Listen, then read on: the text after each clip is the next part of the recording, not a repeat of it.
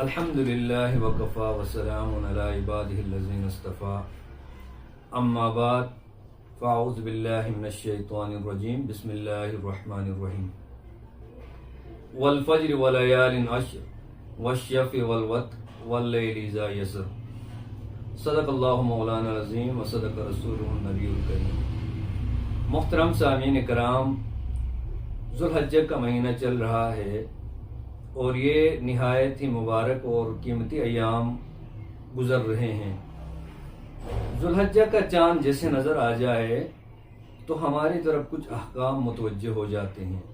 سب سے پہلا جو حکم ہماری طرف متوجہ ہوتا ہے ذوالحجہ کا چاند نظر آنے کے بعد وہ ہے، اللہ کے محبوب صلی اللہ علیہ وسلم نے فرمایا کہ جو آدمی قربانی کرنا چاہتا ہے تو وہ اپنے ناخن اور بال نہ کاٹے۔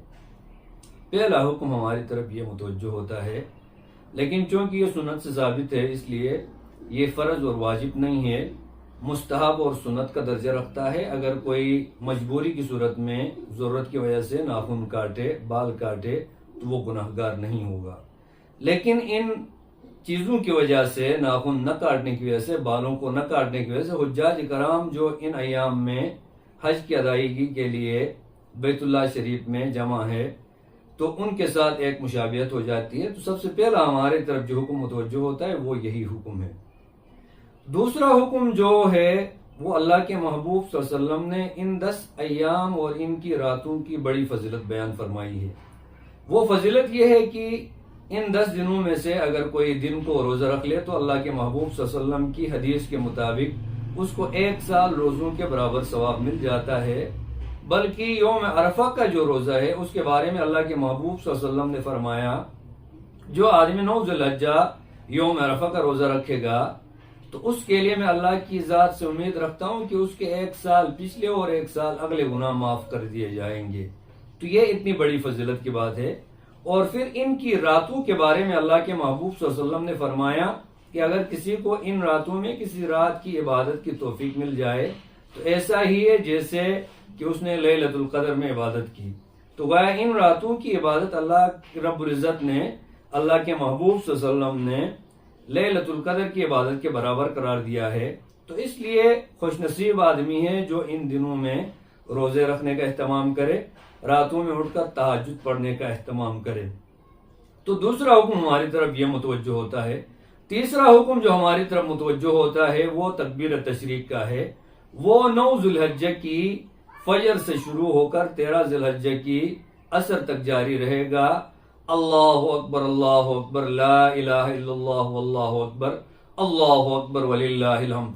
یہ ایک مرتبہ تکبیر مردوں کے لیے متوسط بلند آواز کے ساتھ پڑھنا واجب ہے، اور عورتوں کے لیے بھی یہ تکبیر تشریق پڑھنا واجب ہے، لیکن ان کے لیے، عورتوں کے لیے آہستہ پڑھنا واجب ہے۔ تیسرا حکم ہماری طرف یہ متوجہ ہوتا ہے۔ اور چوتھا جو حکم ہماری طرف متوجہ ہوتا ہے وہ ہے قربانی کا عمل۔ جو آدمی صاحب استطاعت ہو اس کے اوپر قربانی کرنا واجب ہے۔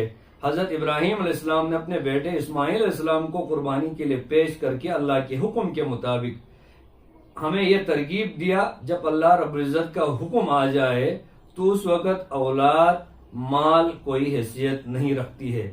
آج اللہ رب العزت نے ہمارے اوپر اولاد قربان کرنے کا حکم نہیں دیا ہے، اس سنت کو زندہ رکھنے کے لیے صرف اور صرف ہمیں مال قربان کرنے کا حکم دیا ہے۔ تو خوش قسمت آدمی ہے جو شوق کے ساتھ اچھے سے اچھے مال کو قربانی کے لیے خریدے اور قربانی کے دن میں ذبح کر لے۔ تو چوتھا حکم ہماری طرف یہ متوجہ ہوتا ہے۔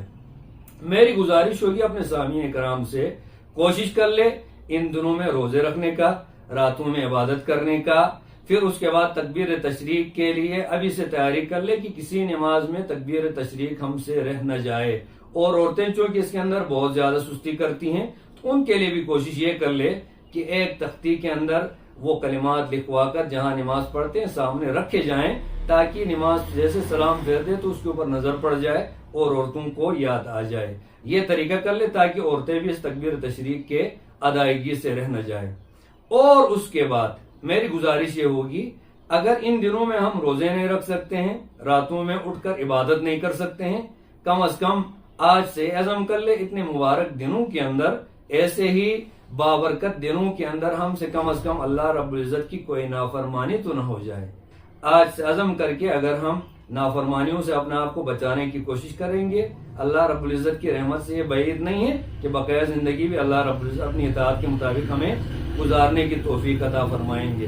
تو کوشش کر لے کہ ایام کے تبدیل ہونے سے اور اسی طرح اوقات کے تبدیل ہونے سے اور مقامات کے تبدیل ہونے کی وجہ سے جہاں اعمال کی فضیلت بڑھ جاتی ہے تو وہاں پر پھر گناہوں کی شناعت اور اس کی قباحت بھی بڑھ جاتی ہے۔ ایک آدمی بازار میں نافرمانی کرتا ہے، ایک آدمی مسجد کے اندر نافرمانی کرتا ہے، ایک آدمی کسی مسجد کے اندر نافرمانی کرتا ہے، ایک بیت اللہ کے اندر نافرمانی کرتا ہے، ایک آدمی عام دنوں میں نافرمانی کرتا ہے، ایک رمضان مبارک کے دنوں نافرمانی کرتا ہے۔ تو یہ دونوں برابر نہیں ہو سکتے۔ جہاں پر ان دنوں کے تبدیل ہونے کی وجہ سے، ان مقامات کے تبدیل ہونے کی وجہ سے عبادات کے ثواب بڑھ جاتے ہیں، ایسے ہی گناہوں کی شناعت اور قباحت بھی بڑھ جاتی ہے۔ کوشش کر لیں اللہ رب العزت ہمیں حجاج کرام کے ساتھ مشابہت بھی اختیار کرنے کی توفیق عطا فرمائے کہ جہاں پر وہ اب مقام عرفہ کے اندر وقوف عرفہ ادا کر کے اللہ رب العزت کے سامنے گڑ گڑاتے ہیں، اللہ رب العزت کی رحمت سے فیضیاب ہوتے ہیں، وہ گناہوں سے دھلے ہوئے پاک صاف ہو جاتے ہیں۔ کیا معلوم ہم ان کے ساتھ مشابہت اختیار کریں گے، اللہ رب العزت ہمیں بھی ان کے ساتھ مشابہت کی وجہ سے گناہوں سے پاک فرمائیں گے اور اللہ رب العزت اپنے پسندیدہ بندوں میں ہمیں بھی شامل فرمائیں گے۔ اور اسی طرح اللہ کے محبوب پیغمبر حضرت ابراہیم علیہ السلام نے اپنے بیٹے کو اللہ کے حکم کے مطابق قربانی کے لیے پیش فرمایا تھا۔ تو اگر ہم اپنے شوق کے ساتھ، جذبے کے ساتھ، اخلاص کے ساتھ اگر قربانی کریں گے، مال ذبح کریں گے تو اللہ رب العزت ہمیں بھی بہت بڑے اجر عطا فرمائیں گے۔ اللہ رب العزت مجھے بھی نافرمانیوں سے بچنے کی توفیق عطا فرمائیں اور میں من جملہ میرے تمام سامعین کو بھی تمام گناہوں سے بچ کر اچھے اعمال کرنے کی توفیق عطا فرمائیں۔ وآخر دعوانا ان الحمد للہ رب العالمین۔